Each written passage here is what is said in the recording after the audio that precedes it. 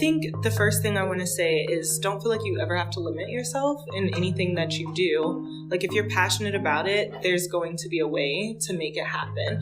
And I think that if it's something that you want to do and you're passionate about, definitely pursue that. And I think in terms of like, how did I choose which groups to kind of target and focus on?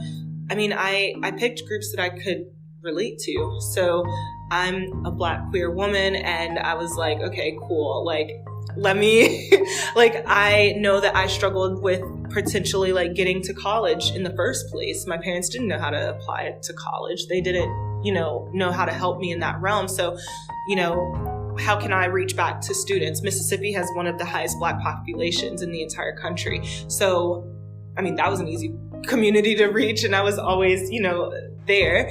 And then, it became, I work in the community very frequently. So like, what do people need? And what skills do I have to address that need? What resources do I have to address that need? So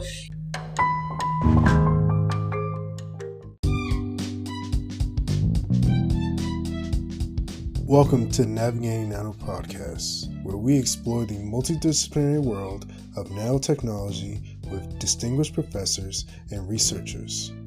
Join us as we sit down and talk about their cutting-edge research, career paths, and expert opinions on the expanding world of nanotechnology. This week, we welcome Dr. Briana Simms, a Post Doctoral Associate in Polymer Chemistry at Duke University. She sits down with us, the Materials Research Society at the Joint School of Nanoscience and Nanoengineering, to talk about giving back to your community, not limiting yourself as a researcher. And she reminds us that if there is a will, there is a way. Please join us as we navigate Nano.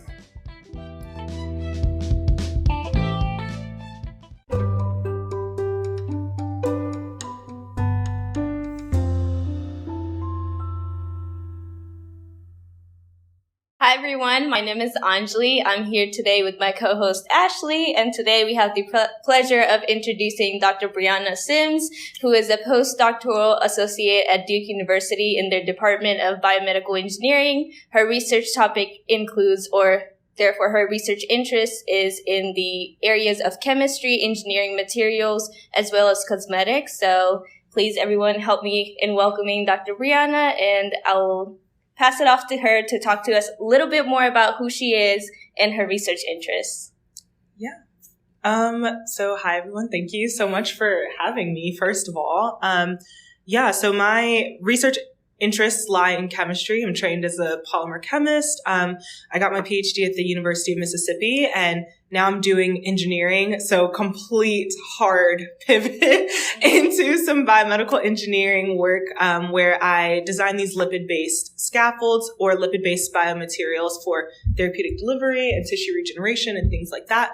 And so I'm interested in cosmetics in the sense of like designing biomaterials for cosmetic applications in the medical field. So I'm really interested in treating like burn wounds, for example, and helping like with decreasing scarring and things of that nature. I'm interested in like helping with hair regeneration for like folks with alopecia and things like that. So cosmetic in nature, but definitely still biomedical based. Awesome. So a little bit about, piggybacking off of that. So what was your inspiration that really got you into chemistry? So I know from the seminar earlier today, you had like a background in biochem, and now you're over a little bit more into engineering a little bit. But what was the thing? What was that spark that got you into chemistry to begin with? Oh my gosh. Yeah, no, that's a phenomenal question. I think that for biochemistry specifically, I was really interested. I was at Xavier University of Louisiana, and I had someone tell me about basically like what perms or relaxers do to your hair. And I was like, sold. I was like, yes, this is exactly what I came to college for. And I felt like that was such a cool opportunity. Then I went to graduate school and was like, I want to do biochem. And I met with the few biochem professors that were there, and they're like, sorry, I'm not taking grad students. And I was like, okay. And so, right, it was. And so then I met Dr. Watkins, and she was like, yeah, I do biomaterials. Like, I think you'd be a great fit. And I was like, I don't know, it's a little too much chemistry. OChem was real terrifying when I was an undergrad. I was like, are you sure? Like, you want me to do this? And she was like, you can do some cell work. And I was like, oh my gosh, sold. So I spent 4.5 years doing organic synthesis and 1 semester doing cell work. Okay. But really, all of those years were really transformative. And I started to really fall in love with the chemistry and fall in love with biomaterials and polymer science. And now it's okay, now I'm here to do my postdoc and really get that biology and biochemistry experience that I thought I was going to get in grad school. So it's kind of I fell into it on accident, but I loved it, and I loved every moment of it. Yeah, and some of the things that we end up discovering about ourselves almost seem to happen that way. It's things we didn't really expect. We just fall into it, and then we fall in love with it too. Yeah, absolutely. It's definitely a good idea to kind of just chase your passions, chase what you're interested in and chase what you're curious about, and it'll work out in the end. That's really great advice. Yeah, honestly. And I just want to build up on that because I read on your profile that you're also an entrepreneur. So not only love for science, but, translating science into more of a community use. So talk to me a little bit more about how you got into entrepreneurship, what led you into it, what you love about it. Yeah, absolutely. So it kind of started with my sorority. So shout out to us. I'm a member of Sigma Gamma Rho Sorority Incorporated. And so we actually have a partnership that's funded by the National Science Foundation where we help Girl Scouts get their STEM badges. And so in Mississippi, it's a very rural community and it's not the richest part of the country. In fact, it's one of the poorest states in our country. And so getting those girls together and getting them the resources that they need in order to even get their STEM badges was always a challenge. So I started with my sorority and the chapters that were there, actually designing and developing activities and experiments for those girls to be able to get their STEM badges and make sure we checked off all the boxes because Girl Scouts of America is real serious about hitting all the points. And so from there, I had parents and they were like, oh, well, do you do this regularly? Could you do this for my student? And I was just oh, interesting. So then I started doing it, putting together these activity kits and then shipping them out and doing learning lectures or little learning modules and things like that with students. And it was a lot of fun. And then the pandemic hit and the world shut down and parents were forced to teach their kids. And they were please, literally anything to help. And so the September after September 2020 is when my business was really born. I launched my website. I started designing these activity kits. And so the company itself is called STEM Ed by Bri or STEM Education or STEMmed by Bri. I don't know, however you want to pronounce it. But the focus is STEM education. And so every month I design and develop a new activity kit and mail it to kids all over the country. And we come together on a virtual platform and we do all the activities and all of the experiments in there. And we have a great time. It's a lot of fun. Kids are something else. They're truly the scientists of the future. Yeah, and I find it really inspirational how you took something like the pandemic and made it into a positive thing that you can carry on, especially in teaching, because I know that's what you're passionate about. Mm-hmm. So just taking that on as you teach not only younger kids, but kids like us who are undergrads and grads. Yeah, no, absolutely. I feel we're always, or hopefully, as long as you're in academia or in any science field, we should be learning. I really think that that's so important to always be teachable. I feel we look at people who have their PhDs as the expert of whatever. And I'll be real quick to tell you sorry, I don't know it. I don't know this. I don't know everything and I don't pretend to. So I think being able to always be a learner, to continuously be a learner all throughout your life is so important and makes all of this fun. So kind of that importance of lifelong learning. Yeah, absolutely. Exactly. So I love how you took kind of that need or that position where you saw a need in that community and was able to fulfill it. And I think that's kind of a common thread when it comes to entrepreneurship.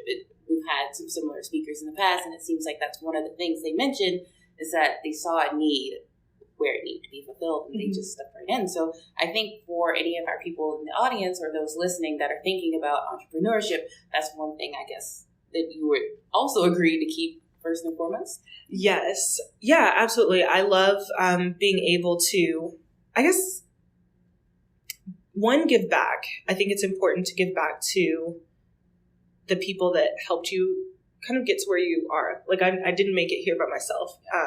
And I think there's always going to be a need to reach back in STEM and in STEM education.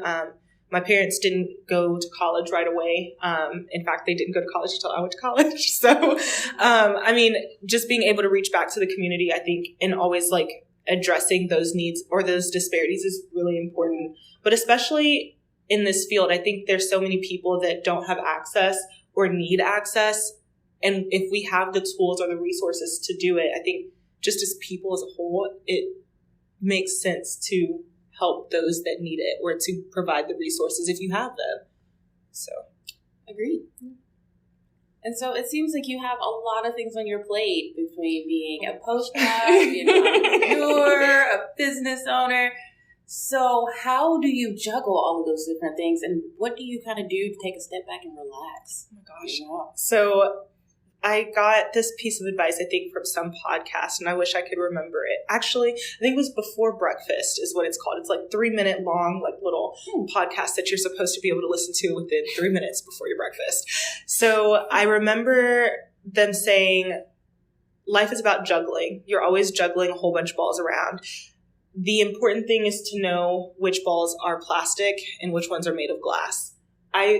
It might seem like I have my whole life together, but I'm constantly dropping things. I'm like, okay, today this is not important, so I'm going to drop this plastic ball. Today this ball is glass, and tomorrow it might be plastic, and that's okay too. So learning how to juggle those things. But even beyond that, it's like I time block a lot. So I'm like, okay, I'm here with y'all right now, and I'm like, okay, this is all I'm focusing on.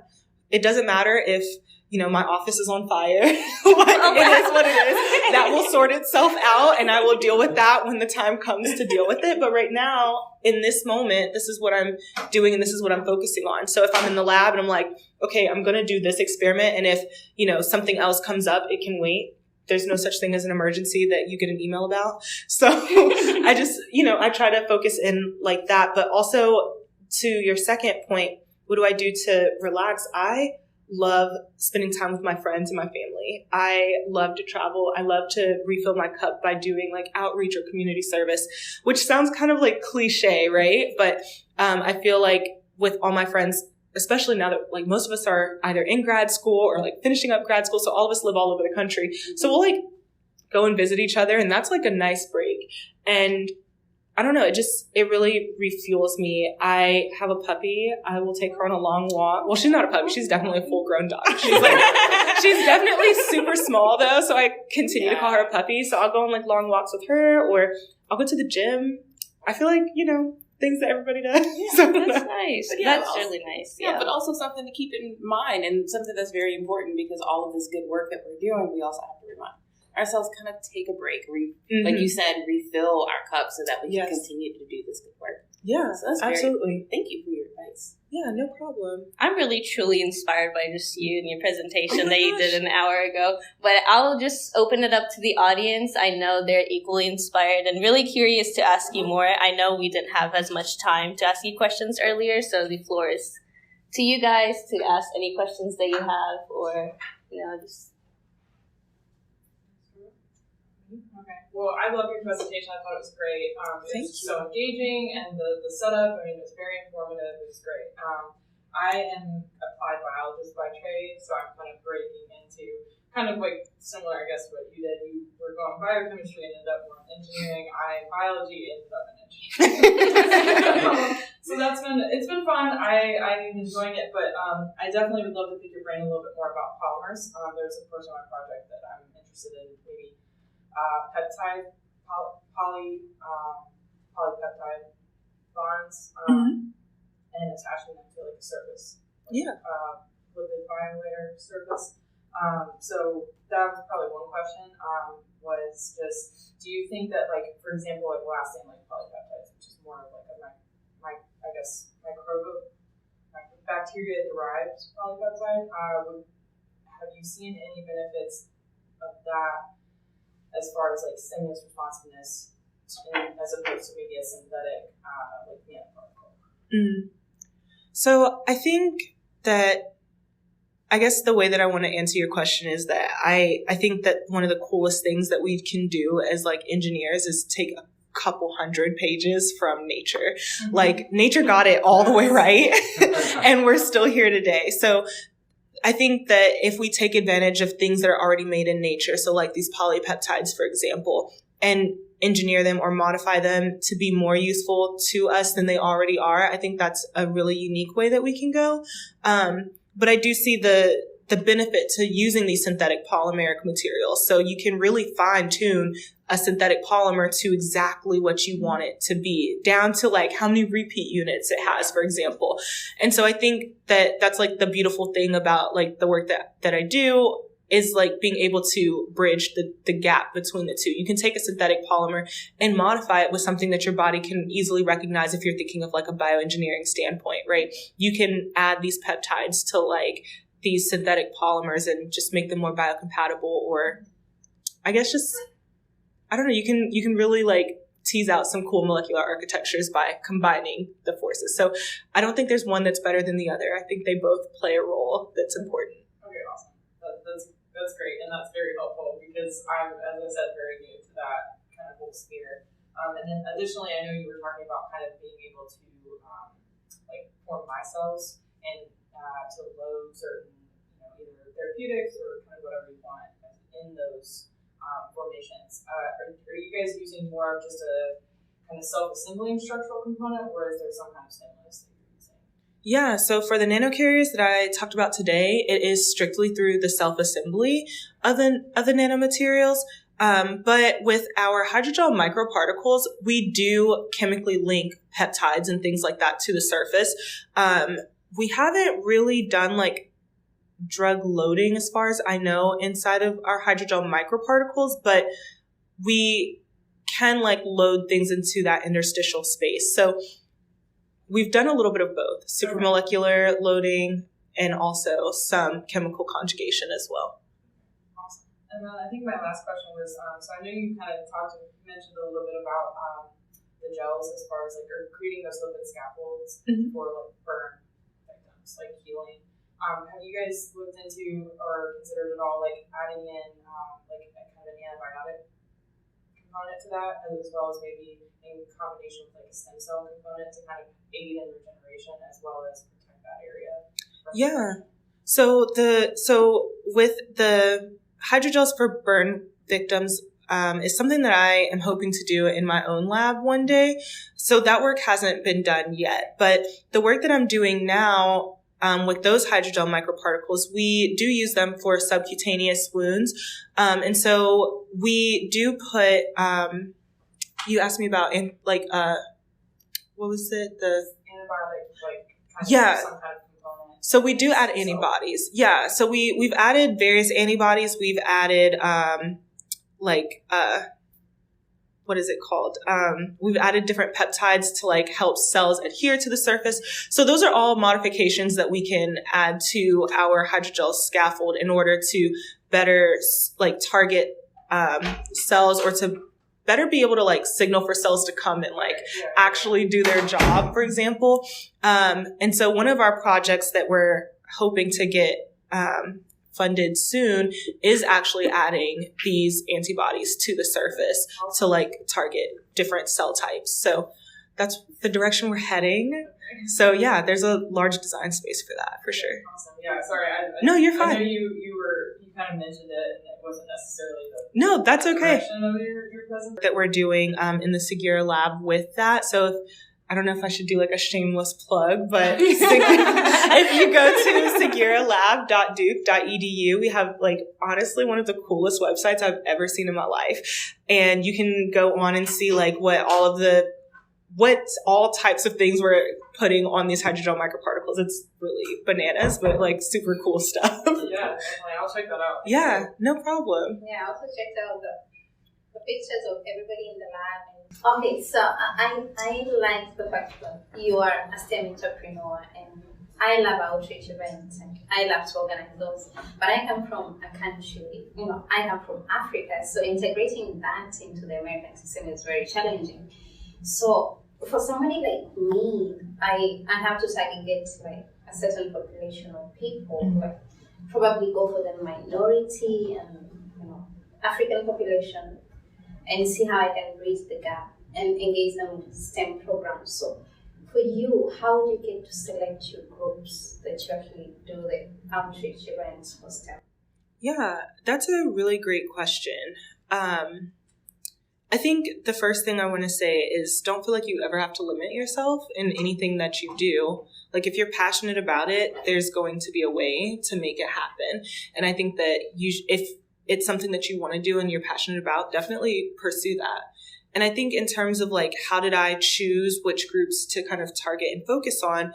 I mean, I picked groups that I could relate to. So I'm a Black queer woman, and I was like, okay, cool. Like, let me, like, I know that I struggled with potentially like getting to college in the first place. My parents didn't know how to apply to college. They didn't, know how to help me in that realm. So, how can I reach back to students? Mississippi has one of the highest Black populations in the entire country. So, I mean, that was an easy community to reach, and I was always, there. And then, it became, I work in the community very frequently. So like, what do people need? And what skills do I have to address that need? What resources do I have to address that need? So it became like, okay, well, I primarily focus on students from like lower socioeconomic backgrounds who tend to be a part of the Black community. And then like just from there, just kind of grew. So I reach all types of students, but I do tend to focus on students who are most like me so that hopefully they can see themselves here one day too. And also that I know it takes a lot of like financial implications to it. So where do you get like funding? What a question, because let me tell you, starting my business as a broke grad student and now keeping it going as a broke postdoc is really challenging for sure. So the way that I started, I actually just asked family and friends for donations to the business. I said, hey, I want to do this thing.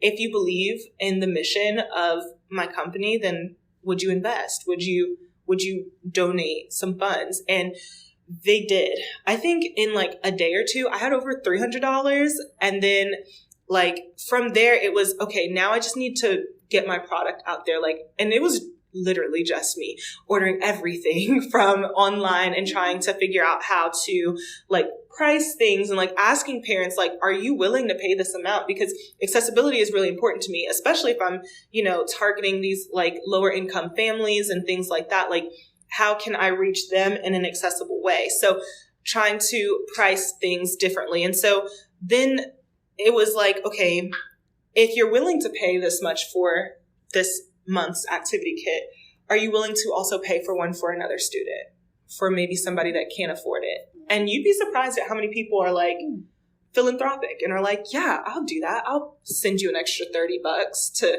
pay for another student's activity kit. And so from the first set of donations, I was actually able to give 80 activity kits to a school in Atlanta, Georgia. And I just picked a teacher and was like, hey, can I send you these activity kits from someone I knew? And he taught at a high school that was a lower income school, tended to have like lower like testing scores and things like that. But I was like, no, I think we can engage these students in a different way and they'll be excited about it. And it was wild to see their transformation before and after they did this activity. So I think that was like how I reached the population and how I figured out like what to do, but also how I initially got funding. And now now that I've gotten things up and running and I've started applying for grants. I still accept donations like through the website and everything.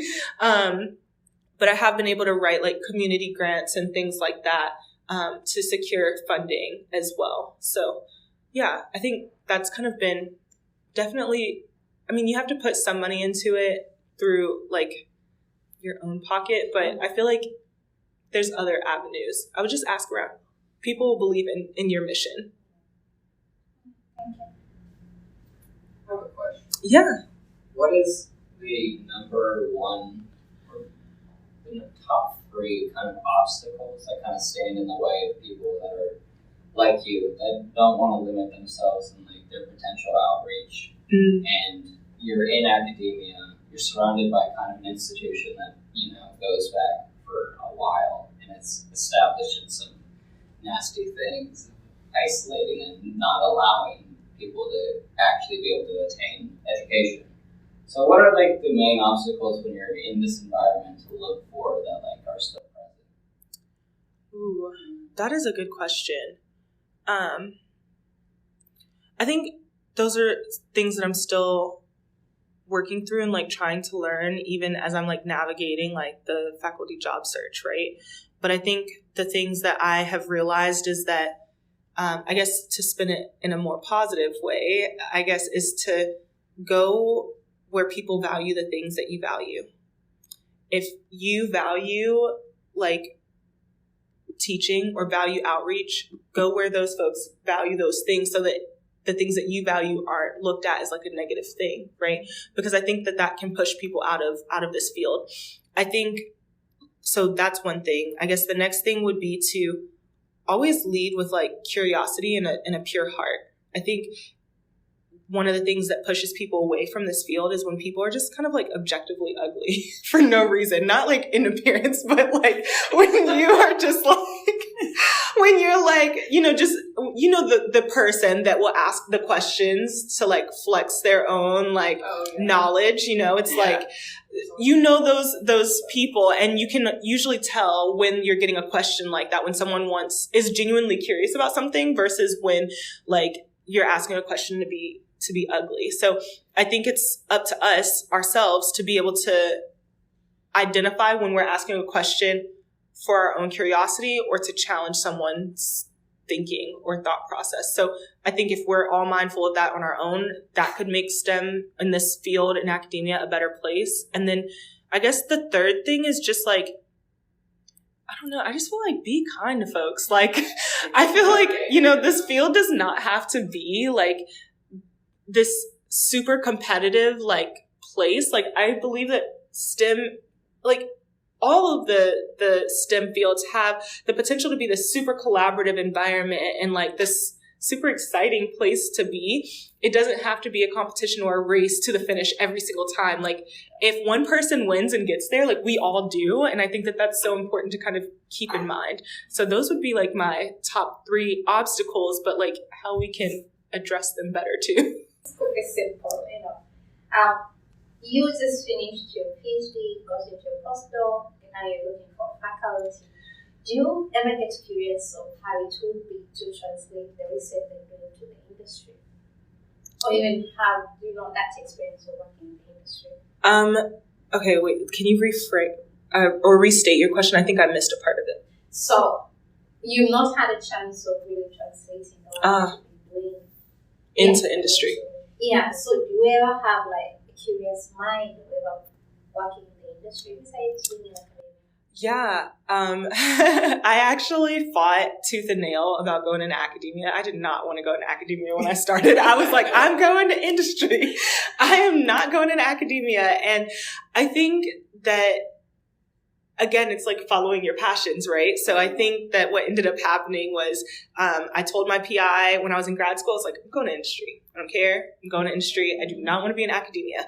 And I was TAing my whole 5 years of 4 of the 5 years of grad school. And every week I would go to her office and I'm like, gosh, these students, they just didn't get it this week. And so next week, this is how I'm going to explain it so that they get it because I want them to get it. And she would just like sit there and she's like, okay, Briana.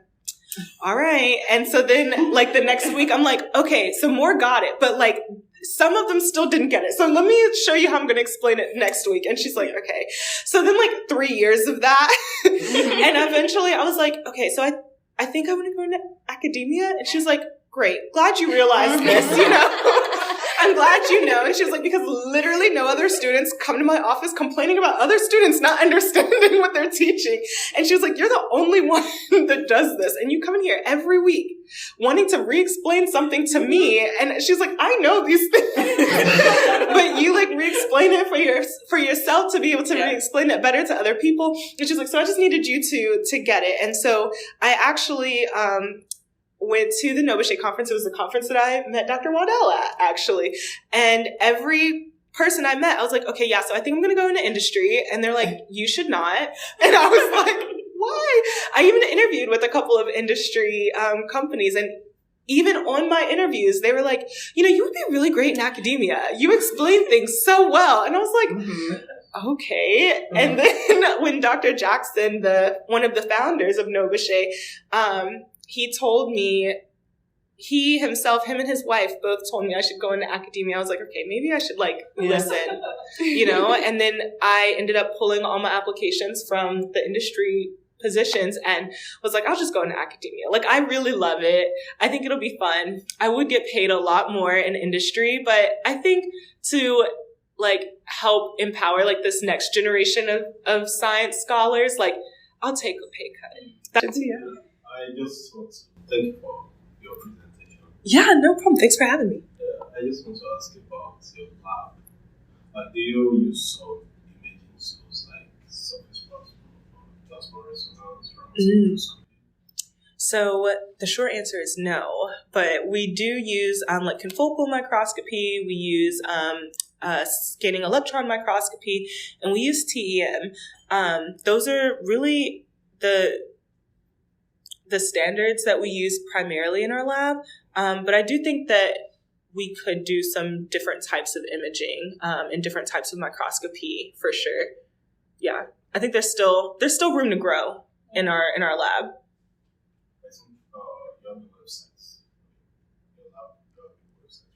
Oh yeah, so the Segura Lab website, so I do not have my own lab yet. Hopefully very soon, this time next year. Cross y'all's fingers, okay? Hopefully this time next year I will, and I can't promise that my website would be as nice as the Segura Lab website, but hopefully there is a website, right? Yeah. So I currently don't have a lab, but I hope to. Academics, going to lecturing. What other things do you have passion for? What other things? Wow. So most recently, I have been with my cousin. We've been tasting. We go to eat at all these restaurants and stuff in town, and we take all these pictures and videos, and we're gonna start a food Instagram. And that's one of my favorite things. So food, if anybody ever cooks food, I'm there. I love to cook. I love to eat. I love to drink good wine. I like to drink. I'm learning how to like beer. I know that's a weird thing to say, but I'm trying. Okay. Come to Asheville. Okay. I'm from Asheville. They have all the beer you need. Okay. Good to know. Quiet taste, but it's a fun process. But I'm getting there, It's a fun journey. I would love to be on your food blog. I cook some. Okay. Same. What do you make? African food. Okay. Yes. Okay. So let me know when. Y'all send me an email. I will make the job. Right? We should. Well, actually, there are some scientists. When I was at the University of Mississippi, there was one of the chemists who talked about the chemistry of yeast and how different types of yeast make your cookies and cakes rise differently. Yeah. So I think we could make a collaboration on food. I think that would be awesome. I think we could totally do it. Maybe get JSNN to fund it, and sponsor the event. We gotta taste all of the different things. Who can we write a grant to? The science of food. We'll put some science in just to get the grant. Absolutely. I think it's possible. All right. Thanks for watching, everyone. Thank you again, Dr. Simms, for joining us today. And we'll see you next time on the next episode of Navigating Nano. All right. Great job, we did it. No, thank you all so much.